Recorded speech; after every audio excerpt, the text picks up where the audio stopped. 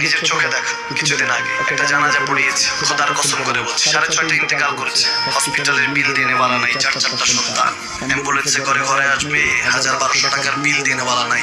কি বুঝলেন? ক্ষণস্থায়ী দুনিয়া। মুমিনের কম থাকলেও আমি বলি, কেউ যদি এসে বলে হুজুর একটু দোয়া করে, খুব পেরেশানিতে আছি, আমি তার হাত চুমু খেয়ে বলি তোমাকে মোবারকবাদ, আল্লাহ তোমাকে ভালোবাসে। পেরেশানি তো মালিক দেয়, এই জন্য এটা রহমত মুমিনের জন্য। পেরেশানি দেয় যখন ফেরেশতারা বলে আল্লাহ চাইতেছে টাকা পয়সা চাইতেছে, বলে এটা কি? বলে ফাসিক, দে বিদায় কর। তার চাওয়া যে বিরক্ত লাগে, বিদায় কর, কি লাগে রে?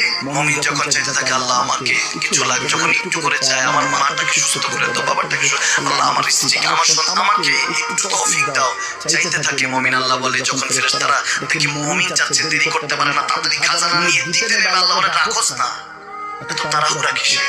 তার চাওয়ার মধ্যে তো প্রেম আছে, একটু চাইতে দেস না। থাকুক না মুমিন আর একটু পেরেশান, থাকুক না, থাকতে দেস না।